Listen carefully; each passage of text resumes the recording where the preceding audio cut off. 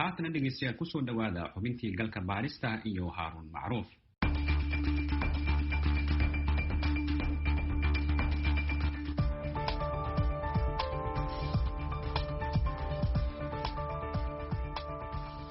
Soomaaliya waxaa bishii Maarso 15keedii soo gaaray 300,000 oo goojo oo ah tallaalka Oxford AstraZeneca ee COVID-19 kaasi oo la filayay inuu ku dhamaado usbuucyo gudaheed.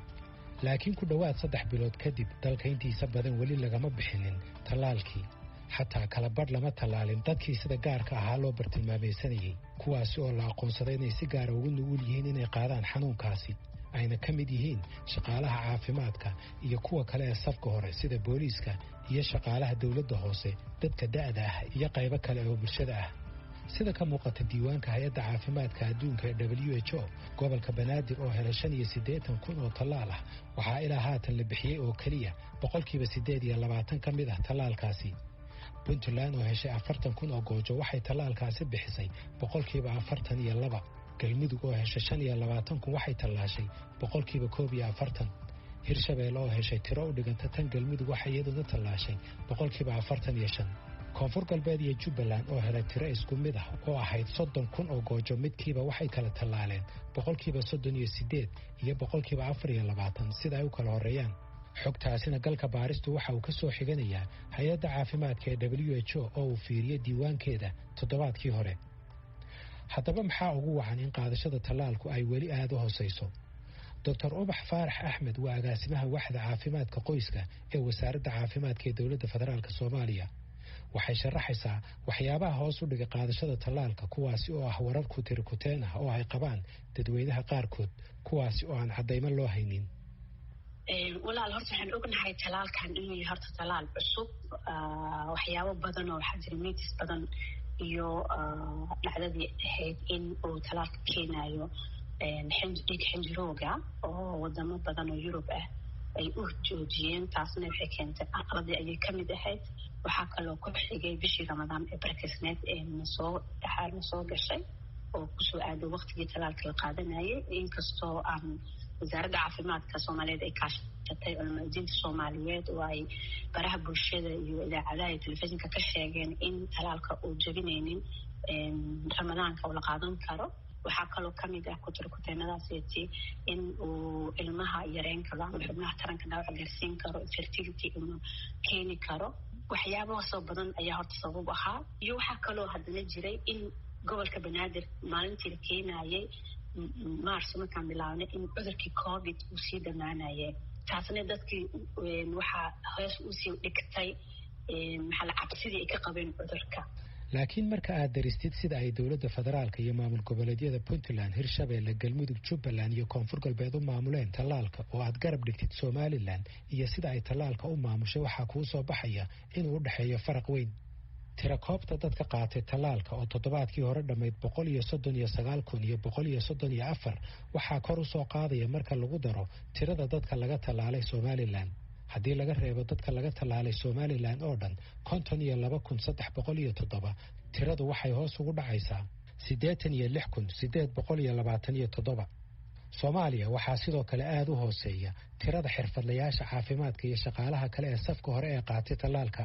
sida ay muujinayso xogta uu helay galka baaristu, 22% shaqaalaha caafimaadka ee Soomaaliya ee ay ahayd inay qaataan tallaalka ayaa la tallaalay. waxaaba ka badan dadka da'da ah ee la tallaalay oo 29% ka ah tirada xilligan qaadatay guud ahaan tallaalka. Dr. Ubax Faarax Axmed ayaan weydiiyey waxa ay ku sharixi lahayd hoos u dhaca tallaalka ee shaqaalaha safka hore. waa su'aal aan iswada weydiinay dhakhaatiirta. waxaan dhihi karnaa waa dhakhaatiirta kaliya maaha. marka laga hadlayo shaqaalaha caafimaadka, waa shaqaalaha caafimaadka oo dhan. dhakhaatiirta ugu weyn albaabka qofka isbitaalkiisa joogta ayaa ugu dambaysa marka aan isku wada qabano oo dhammaantood maaha dhaqaatiiro auxiliary nurse kuwii caawin lahayn kalkaalaasha ku jiro. su-aalihii waxaa xataa la sameeya umalina ay sameeyeen research adiga la weydiinayo waayo ee saas u yar tahay marka waxaa sababaha ugu weyn waxay ahaayeen in horta dadkan badankooda ku dhacay covid maadaama ay ku jireen safkii hore maadaama ay ahaayeen shaqaalihii markaas daaweynayeen dadkii cudurada ku dhacay qaarkood wuxuu ku dhacay 2 jeer 3 jeer maxaa lahaa 1 ama 2 jeer uu ku dhacay marka waxay aaminsan yihiin in jirkoodii uu difaac ay sameeyeen ay haystaan wax ku filan oo difaac ah ay haystaan. laakiin tirakoobta walaaca ugu weyn laga qabi karo ayaa ah in tirada ragga qaadanaya tallaalka ay 2 jeer ka badan yihiin dumarka sida ay mar kale sharaxayso Dr. Ubax Faarax Axmed. horta waxa u badan ragga waa run haddii dumarkii ragga la isku bardhigo 70% rag waaye 30% ka soo hartayna waa dumar aad u kala badan yihiin. dhinaca kalena Somaliland waxay ku guuleysatay inay bixiso inta badan tallaalkii loo qoondeeyay oo ahaa 65,000 oo goojo waxayna qaadashada gaarsiisay in ka badan 80% dadka loogu talagalay. sidoo kale Somaliland waxay tallaashay 60% shaqaalaha safka hore ee loogu talagalay tallaalkan iyadoo dadka da'da ahna ay 40% ka yihiin dadka la tallaalay. Dr. Cabdiwahaab Cabdi Jaamac Nakruuma waa madaxa fayadhowrka iyo xiriiryaha xanuunada ka gudba xuduudaha xubinna waxa uu ka yahay guddiga COVID ee Somaliland. waxa uu isagu horumarka ay Somaliland ka samaysay bixinta tallaalka u aaneeyay daahfurka iyo wacyigelinta ay sameeyeen. daahfurka loo sameeyay oo madaxweynaha Jamhuuriyadda Muuse Biixi uu loogu daahfuray halkaas oo ay ku qaateen tallaalka wajigiisii maalintii ugu horeysay si dadweynaha loogu dhiirigeliyo kalsoonina loo siiyo tallaalka wuxuu yahay iyo in ay tahay muhiim dadku inay qaataan. runtiina waxa weeyaan waa lagu guuleystay madaxweynuhu tallaalka iyo ummadda hoosteeda ku qaato gurihiisa wasiirada haldoorkii matalan baarlamaanka oo kale odayaashoodii guurtida dadkaasoo dhan ayaa markaa maalintaa lagu daafay. tallaalkaanu qaadanay wuxuu ahaa 65,000 ayaa Somaliland la siiyey iyadoo aanay ahayn inay runtii ku yarayd. haddana waxaa la yidhi waa inaan qaadano oo dadkii sidii u gaadhaysay loo gaarsiiyo. tallaalkaa marka la yidhaahdo waxaa laga isticmaalay guud ahaan marka la yidhaahdo 65,000 waxaa ka yaala hadda ama dhammaad ah ayaa ka yaala. marka la isku celceliyo celiska inta laga qaatay tallaalkaasi waxay noqonaysaa tallaalkii la keenay 80% iyo saa'id in ay qaateen dadkan tallaalkii loogu talagalay. Somaliland waxay xilligan codsatay cadad tallaal ah oo u dhigma kan ay hore u heshay codsigaasi oo ay weli jawaabtiisa sugayso. walaal sida marka horeba oo ahaa nidaamku ama programka waxa weeyaan runtii arrintani waxay keentay ama guud ahaan marka la shaqada halka haddaan iyalku ugu yar noqdo caafimaadada ama dalka caafimaadkiisa waxaa laga yaabaa in berigii hore il gaara aan la siin jirin ama budget gaara ama budget xoojisan dowlad garaysta nabadgelyada iyo meelo kale ayaa isha lagu hayn jiray. laakiin waxaad moodaa inuu barnaamijkan covidku uu caafimaadkii dalka dhaqdhaqaaq fara badan geliyey. waxaa ka mid ahaa matalan waxyaalaha dalka oxygeentiisii oo kale may jirin in oxygen degdega la keeno. waxa kaloo iyana aad iyo aad u muhiim ah oo arrin afrikaanku iyo ay ku wada daydaan ay tahay in lacag 3 milyan ah uu madaxweynuhu ururiyey oo layska kaashaday. taas 3 milyan ay tahay matalan lasoo saacidiyo tallaalka ayaa marka hore ahayd. qorshuna wuxuu ahaa qaybta labaad in ay imanayso ilaa imikana la sugayo. marka ilaa imika hakadka waxa yargeliya waxay arrinta Hindiya ka dhacday ama samaysantay laakiin waa lagu jiraa meelo kalena fahmo ayaa loo sameeyey iyadoo loo marayo dariiqada tooska. maxaa tallaalku maaha wax sahlan oo la iska soo qaadan karo. dowladda Soomaaliya iyo maamul goboleedyada qaarkood waxay xilligan bilaabeen bixinta goojada labaad ee tallaalka waxaana muuqata mar kale inuu ku bilowday si gaabis ah iyadoo ilaa haatan la tallaalay dad ka yar 500 sida ay galka baarista u sheegeen ila dhinaca caafimaadka ah. dowladda Soomaaliya waxay bisha dambe sugaysaa inay hesho tallaal kale oo dheeraad ah oo ah nooca Oxford AstraZeneca. hase yeeshee shaqaalaha caafimaadku waxay walaac ka muujinayaan inay tallaal qaadashadu yar tahay ayna u baahan tahay in su'aalo la iska weydiiyo heerka wacyigelinta iyo hogaaminta ee ololaha tallaalka. guud ahaan marka loo eego tallaalka ilaa haatan laga bixiyey Soomaaliya waxay u dhigantaa in 100 qofba ay ku soo aadayso eber dhibic 8 goojo, taasi oo ka dhigan in ilaa 16 Maarso markii tallaalkan uu bilowday oo laga joogo in ka badan 80 maalmood dadka la tallaalay ay ka yar yihiin 1% guud ahaan Soomaaliya. taasi haddii la barbar dhigo Djibouti waxay tallaashay 1.32% guud ahaan dadweynaha waddankaasi. Kenya waxay tallaashay 1.22% dadweynaha waddankaasi. muhiimadda ku jirta xogtani ayaa ah inaan tallaalka weli la gaarsiinin in ka badan 99% dadweynaha Soomaalida. taasi haddaba cabsi intee leeg ayay abuuraysaa inuu mar saddexaad soo saddex kacleeyo cudurka COVID-19. Dr. Cabdiwahaab Cabdi Jaamac Nkrumah oo ah madaxa fayadhowrka iyo xiriiryaha xanuunada ka gudba xuduudaha oo xubinna ka ah guddiga COVID ee Somaliland ayaa ka warramaya. 65,000 oo tallaal baa la keenay. taas waxay ka dhigan tahay dadweynaha badankooda inuusan tallaalkani gaarin. marka cabsidii in weji saddexaad ama soo laba kacleyn kale oo cudurka COVID intay leeg tahay ma aragteen wax calaamado ah wax cabsiimada ku jirta? runtii walaal waxa weeyaan waan sidaan kuu sheegay oo waxa weeyaan dadaal fara badan ilaa sidii uu bilaabmay dadaal baa la wadaa waan idan kuu sheegay oo waxa weeyaan kahortagista ayaa ka fiican daweynta ayaan horta wadnaa. foojignaanta waxaanu bilownay xilligii matalan rabadaankii laga baxay oo kale xilligii ciidda oo kale waxa weeyaan dawaadiga garanaya oo Soomaali meel bay iskugu wada manaysaa marbaa dharkii la iibsanayaa marbaa la iswada booqanayaa kaasi qodob u ahaa.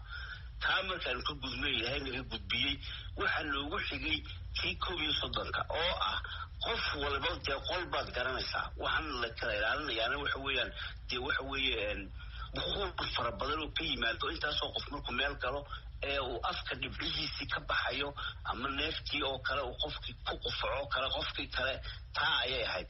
taana waan ka digtoonaano waxa weeyaan ilaa 500 oo maasa ayaa lagu wareejiyey intii kale macnihii codeynaysa oo kale meel kasta ku codeynay qofka la yiraahdo qaab ma xiro afsaabkii ayay ahayd.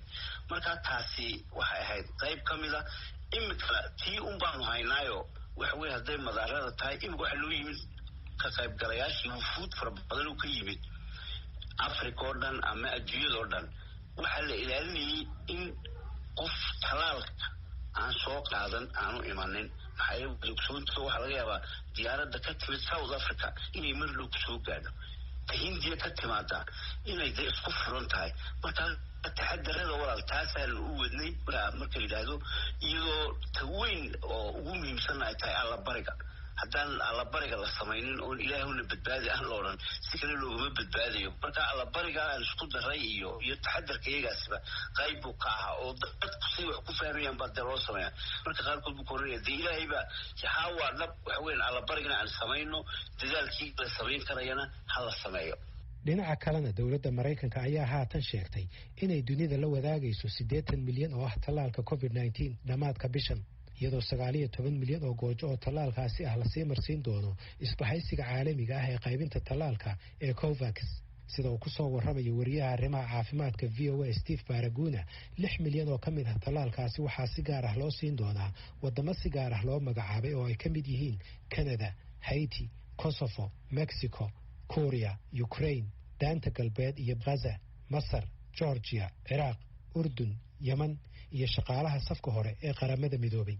la taliyaha amniga qaranka ee aqalka cad ee dalka Mareykanka Jake Sullivan ayaa ballan qaaday in Mareykanku ay ku deeqi doonaan wixii kale ee dheeraad ah ee tallaal ah ee ka soo hadha dowladda Mareykanka.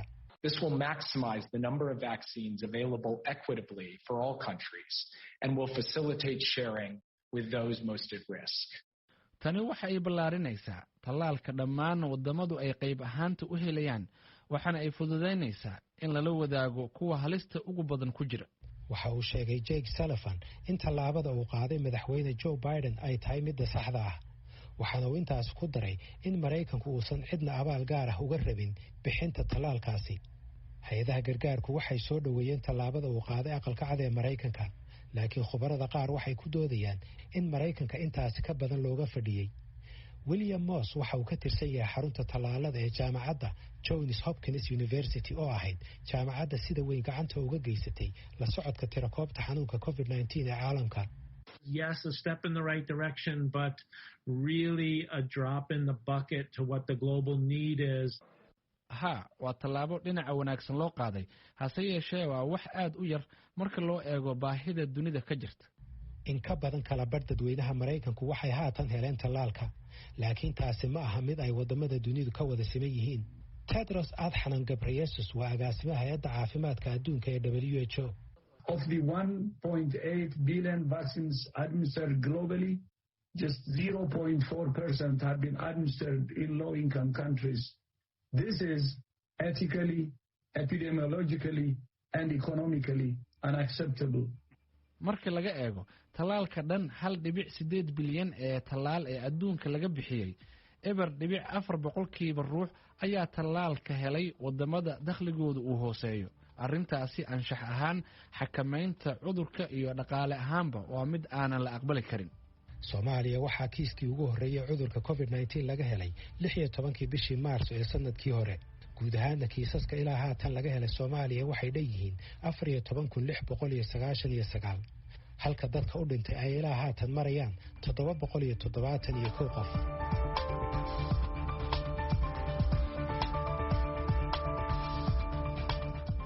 barnaamijkii galka baaristuna waa naga intaas.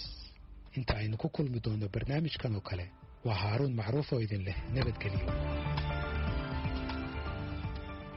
mahadsanid Haaruun Macruuf oo nala socodsiinayay